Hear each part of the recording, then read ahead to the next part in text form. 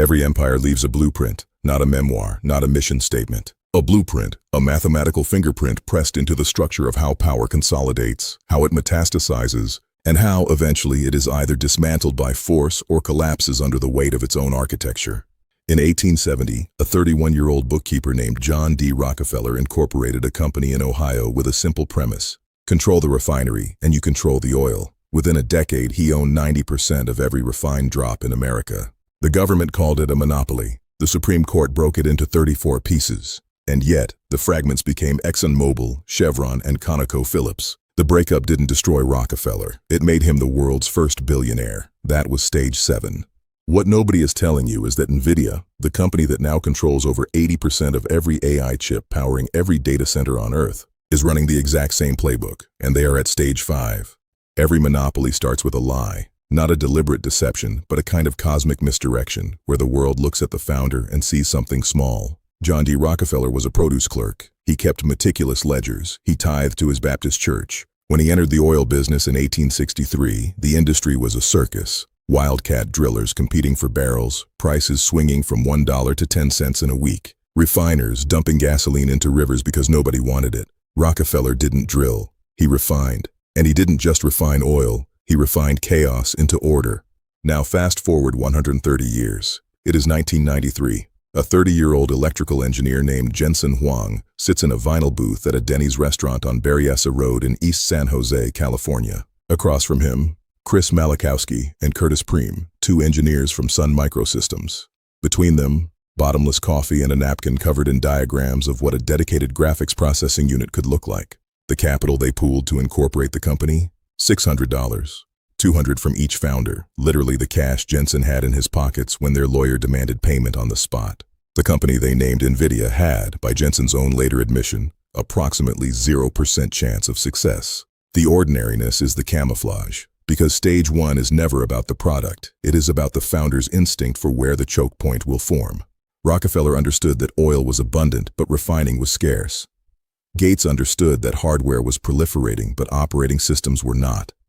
And Jensen Huang understood something that the rest of the technology industry would not grasp for another 2 decades. The future of computing is parallel, not sequential. That single insight is the seed from which an empire worth over $4 trillion would grow. What Jensen Huang did between 1999 and 2007 was not make graphics cards. He executed one of the most consequential infrastructure captures in the history of technology. The critical date is 2006. That is the year Nvidia released CUDA. CUDA is not a product you buy. It is the operating system of accelerated computing. As of 2025, over 4 million developers write software that runs on CUDA. Rockefeller did not try to own every oil well. He captured the refinery. Jensen Huang did the same thing with intelligence. He did not build the AI models. He captured the compute layer. By 2025, Nvidia commands between 80 and 92% of the AI chip market. A true monopoly is defined by the cost of switching away from it. What CUDA creates is not lock-in. It is a gravitational field. It is civilizational.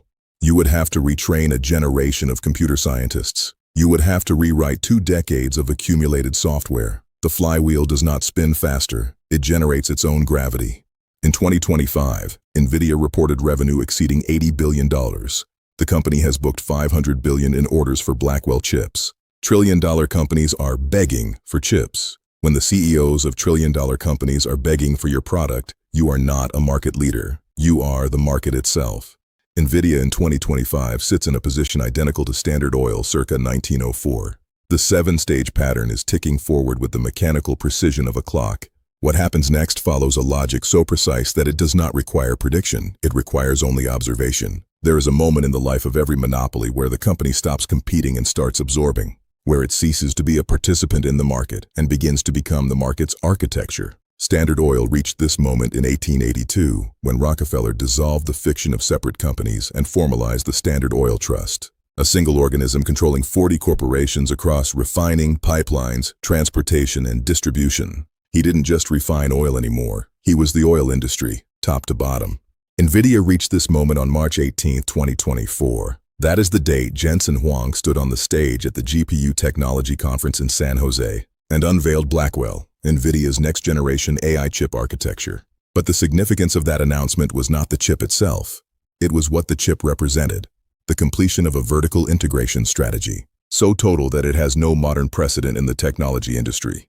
Nvidia does not sell chips, Nvidia sells AI factories. That phrase is not marketing, it is Jensen Huang's own language. An AI factory is a complete, vertically integrated system. Silicon, networking, software, platform.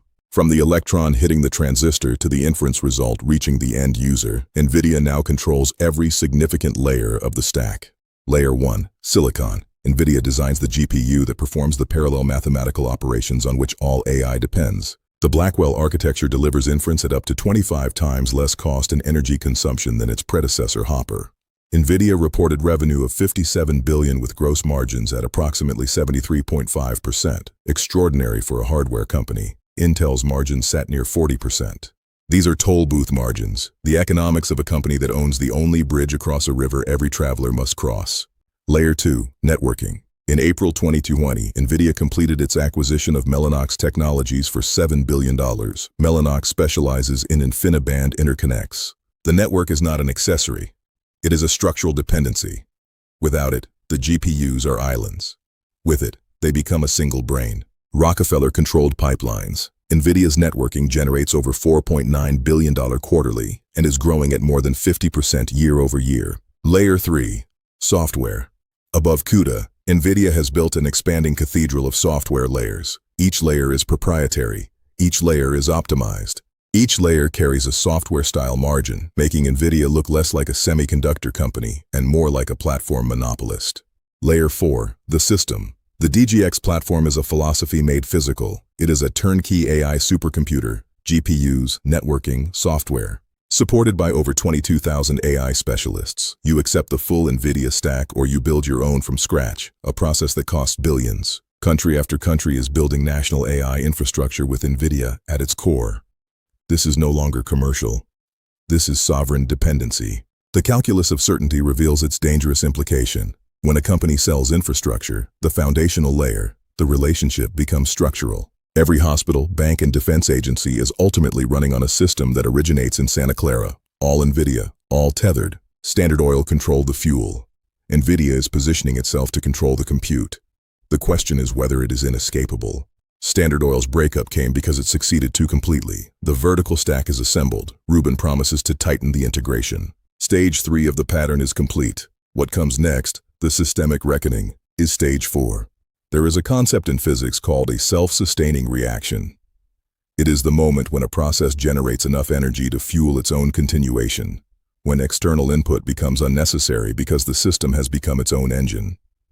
In nuclear physics, this is called criticality. In economics, it has another name. It is called a monopoly flywheel. And on November 20th, 2024, the date Nvidia reported its third quarter fiscal 2025 earnings, revealing $35.1 billion in quarterly revenue, a 94% increase year over year. The flywheel crossed into criticality. Here is how the mechanism works. Understand this, and you understand why every attempt to compete with Nvidia is not merely difficult, but structurally futile, why the system is not just dominant, but self-sustaining. It begins with CUDA. As established in Act 1, CUDA is the proprietary software layer that 4 million developers use to write AI applications. That demand generates revenue. In fiscal year 2025, Nvidia's total revenue reached approximately $130 billion. From that revenue, Nvidia allocated $12.9 billion to research and development, double what its nearest GPU competitor, AMD, spent across all of its product lines combined, and more than double what AMD's $6.5 billion covered across CPUs, GPUs, FPGAs, and networking equipment.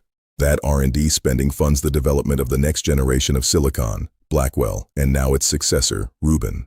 Each generation is faster, more energy efficient, and more tightly integrated with CUDA. The ecosystem deepens, demand for the next generation increases. Revenue grows, R&D spending rises. The flywheel completes another revolution. It is not linear growth, it is not even exponential growth. It is gravitational growth, the calculus of certainty made manifest in quarterly earnings reports. This is the architecture that Rockefeller perfected, translated into silicon and software. Standard Oil's self-sustaining loop operated identically: control the refinery, capture the revenue, invest in acquiring more pipelines. By the time the federal government recognized the pattern, Standard Oil had completed the loop so many times that the company was not a player in the petroleum market. It was the petroleum market's circulatory system. Nvidia has reached the same structural position in the compute market. In traditional economics, there is an institution that sits above all participants in a financial system. An entity that does not compete within the market, but rather sets the conditions under which all competition occurs. It controls the supply of the fundamental medium of exchange. It determines who gets access, at what price, and on what terms. It is, by design, inescapable. That institution is a central bank.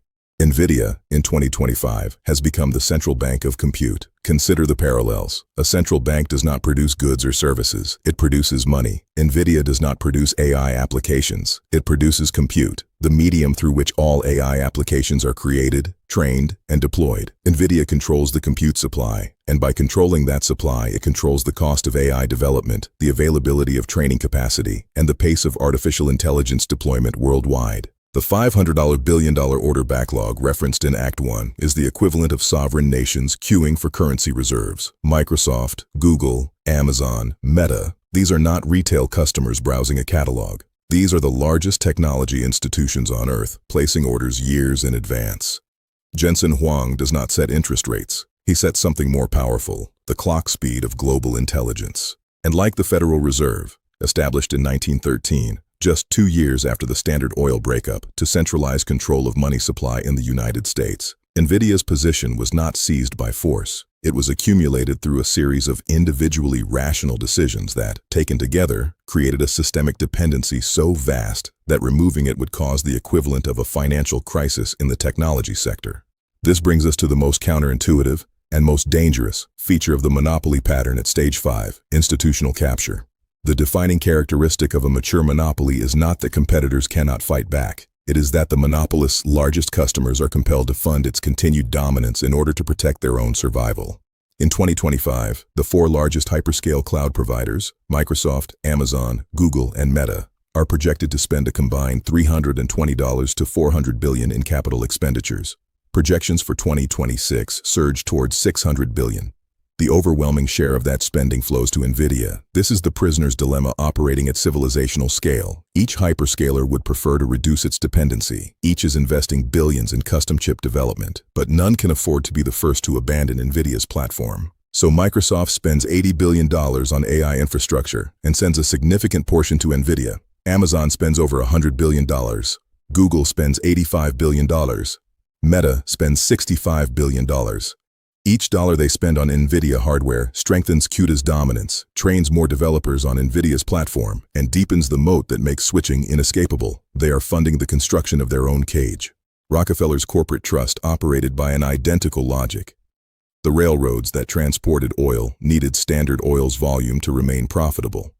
Standard Oil needed the railroad's rebates. Everyone involved would have preferred to be free. No one could afford to be the first to leave. The hyperscalers of 2025 are in the same equilibrium, and the numbers reveal just how deeply the trap has been set. Nvidia's gross margins, those extraordinary 73 to 75% margins, are possible only because the hyperscalers have no credible alternative at scale. There is a moment in the life of every monopoly when it crosses from dominance into inevitability, when the system is so deeply embedded in the infrastructure of the economy that it can no longer be challenged through competition. It can only be addressed through intervention. Nvidia crossed that threshold somewhere between 2023 and 2025. Each element reinforces every other element. The system is no longer dependent on Jensen Huang's brilliance. The system sustains itself.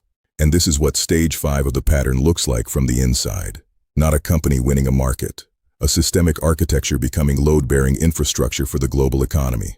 The kind of structure that, once embedded, can only be addressed by the same force that addressed Standard Oil, AT&T, and, almost, Microsoft, the force of government. The pattern demands this. Every monopoly that reaches Stage 5, the self-sustaining system, triggers Stage 6, the moment the state turns its attention from commerce to control.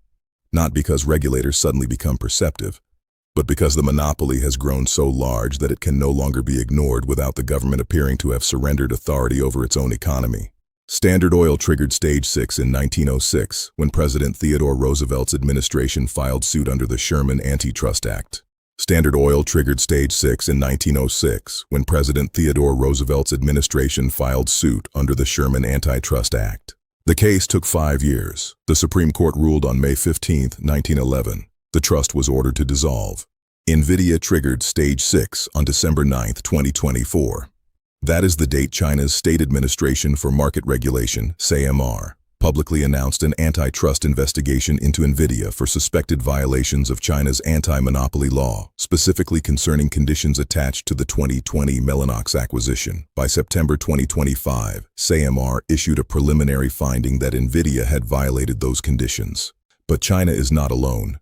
In September 2024, the U.S. Department of Justice escalated its own investigation from preliminary questionnaires to legally binding subpoenas, a signal, in the grammar of federal enforcement, that the inquiry is moving from curiosity to prosecution. The DOJ is examining whether Nvidia penalizes customers who purchase chips from competitors, whether its supply allocation practices constitute abuse of a dominant position, and whether its acquisition of the AI orchestration startup Run.ai restricts customer switching.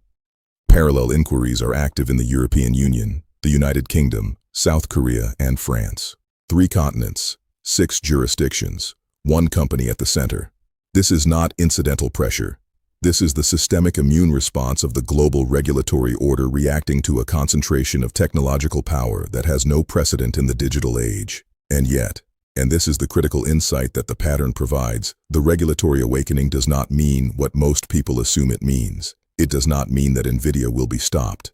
Here is the most dangerous lesson from the 1911 Standard Oil breakup, and it is a lesson that virtually every financial commentator discussing Nvidia's antitrust exposure has failed to absorb. When the Supreme Court ordered Standard Oil dissolved into 34 independent companies, the market expected destruction. What it received was the single greatest shareholder value event in American corporate history up to that point.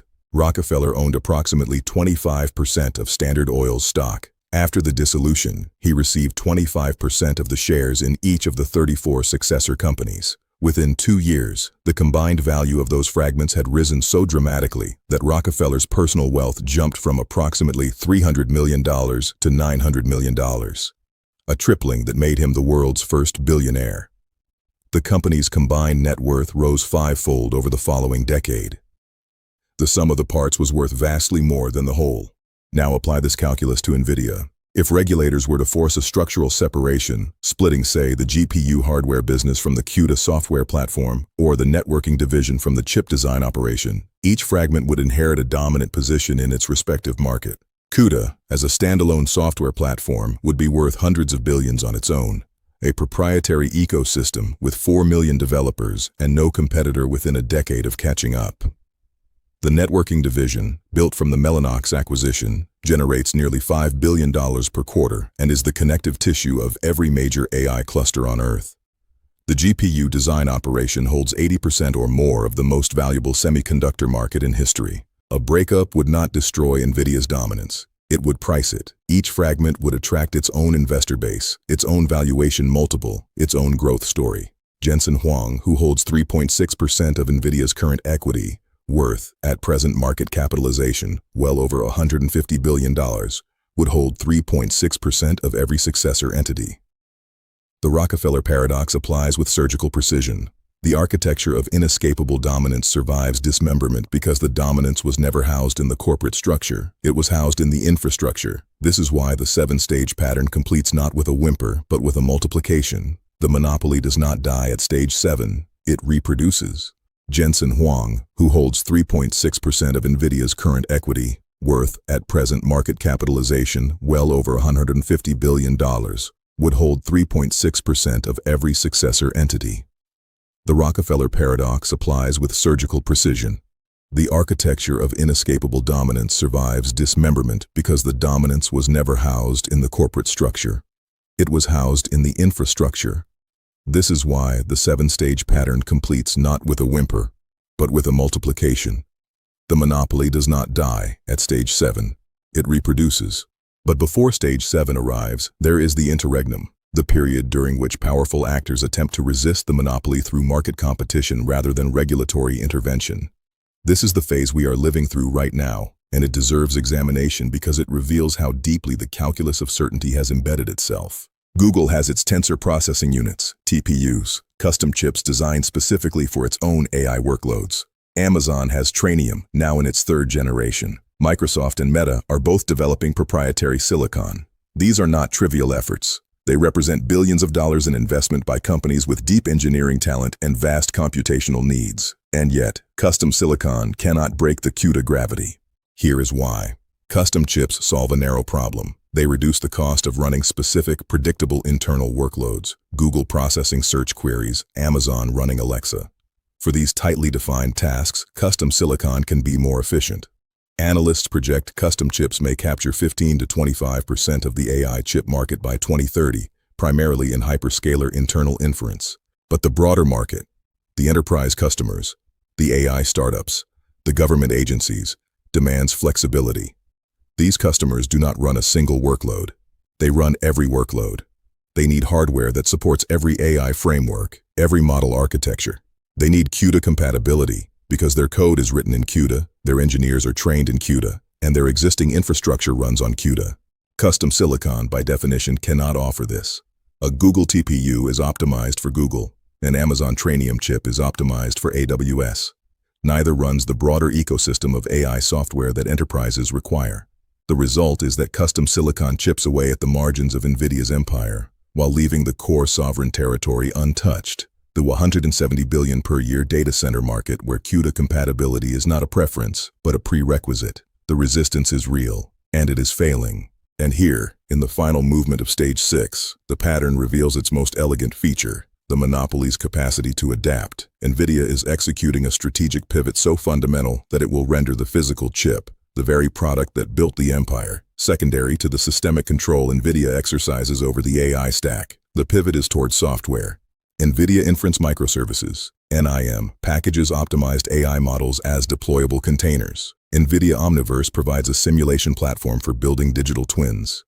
Nvidia Cosmos generates synthetic world models for robotics. Each of these products is a software layer that sits above the hardware, a layer that generates recurring revenue, regardless of which specific chip the customer buys. This is the move that Standard Oil never had the chance to make. Rockefeller's monopoly was ultimately physical, tied to refineries and pipelines. Nvidia's emerging monopoly is increasingly architectural, embedded in software abstractions that persist regardless of hardware configuration. You can break apart the chip divisions, but how do you break apart CUDA? How do you draw a jurisdictional line through a software ecosystem that runs on every cloud, in every country? The answer, as the calculus of certainty predicts, is that you cannot, not without dismantling the AI infrastructure of the global economy in the process. And no government, no matter how aggressive its antitrust posture, will accept that cost. This is why the system survives, not because it is too big to fail, but because it is too deeply embedded to remove. It is a recursion loop. The tool you would need to break Nvidia almost certainly runs on Nvidia. Every empire leaves a fingerprint, not just in the machines it builds, but in the systems it creates. On January 6, 2026, Jensen Huang took the stage at CES in Las Vegas and said something that should have stopped every person in the audience cold. He said that approximately $10 trillion worth of computing infrastructure built over the last decade is now being modernized, reshaped around accelerated computing and artificial intelligence. $10 trillion, not of new spending, of replacement. The entire computational substrate of modern civilization, the servers, the networks, the processing architectures that run finance, healthcare, logistics, defense, science, communication, and governance, is being rebuilt, and it is being rebuilt on a single company's platform. This is why the Standard Oil parallel, as precise as it has been, ultimately understates what is happening. Rockefeller controlled how a physical commodity moved through a physical economy. Oil-powered machines. Machines produced goods. Goods generated wealth. The chain was linear, and at every link, alternatives were theoretically possible. You could burn coal. You could harness water. You could eventually split atoms. But Nvidia does not control a commodity. It controls the medium of intelligence itself, the computational layer through which all artificial reasoning, all machine learning, all synthetic perception must pass. In the industrial age, oil determined the speed at which economies could grow. In the intelligence age, compute determines the speed at which civilizations can think. And the speed of thought is now gated, architecturally, systemically, and for the foreseeable future, by a single company's silicon, a single company's software, and a single company's annual product cadence. That cadence is accelerating. Vera Rubin ships in the second half of 2026, delivering a tenfold reduction in inference cost over Blackwell. Rubin Ultra arrives in the second half of 2027, quadrupling performance again with 576 GPU rack-scale systems pulling 600 kilowatts of power, as much electricity as 400 homes consumed by a single rack of chips. After that, Feynman, expected in 2028, pushing toward megawatt-scale racks. Each generation obsoletes the last. Each generation deepens the dependency. Each generation is already sold out before it ships. This is not a product roadmap. It is a sovereign timetable, a schedule dictating when the world's capacity to reason at machine speed will next increase, and by how much. And now, a confession that the documentary has been building toward since its opening frame. You, the person watching this, are already inside the system. If you searched for this video, the recommendation algorithm that surfaced it almost certainly ran on Nvidia GPUs. If you are watching on a phone, the voice assistant embedded in that device was trained on Nvidia hardware. If you used a chatbot today, or relied on a medical diagnosis, an autonomous driving system, a bank loan approval, or a news summary, you transacted through Nvidia's architecture, not as a customer, not as a user, as a node. The International Energy Agency projects that global data center electricity consumption will more than double by 2030, reaching 945 terawatt-hours per year, equivalent to the entire current electricity consumption of Japan. AI-optimized servers are the primary driver, with their electricity usage projected to rise nearly five-fold. McKinsey estimates that $5.2 trillion in capital expenditure will be required for AI-related data centers alone by 2030 to meet worldwide demand. $5.2 trillion. Flowing through a supply chain in which one company controls the critical bottleneck. Every kilowatt hour of that energy, every dollar of that capital invested in infrastructure, every training run executed, every inference result served, reinforces the same architecture. There is no opt-out. The escape hatch that the open source community promises, the custom silicon that hyperscalers develop. These are not exits from the system. They are features of the system. Variations that the architecture accommodates without structural change, the way a river accommodates rocks without altering its course toward the sea. So here is the question that the sovereign sequence has been engineered to leave you with, not a rhetorical question, a real one.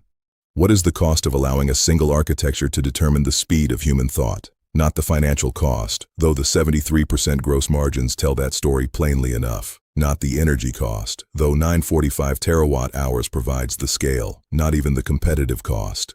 The cost that has not been calculated is the civilizational cost, the cost measured not in dollars or watts, but in optionality, in the futures that become impossible when one entity controls the computational substrate on which all futures are modeled, tested, and selected. When the same platform trains the AI that designs drugs and the AI that targets weapons. When the same architecture runs the models that predict climate change and the models that optimize fossil fuel extraction. When the same company's allocation decisions determine which nation gets access to frontier intelligence and which does not. This is the calculus that no spreadsheet captures. The calculus of a world in which the bottleneck is not oil, not capital, not labor, but thought itself. And the bottleneck has an owner. If stage 7, reproduction, completes as the pattern predicts, here is what the world looks like by the end of this decade. Nvidia, or its successor fragments, will sit at the center of an AI economy generating revenues measured in the hundreds of billions annually, sustained by margins that no hardware company in history has maintained at this scale. The CUDA ecosystem will have expanded beyond 10 million developers.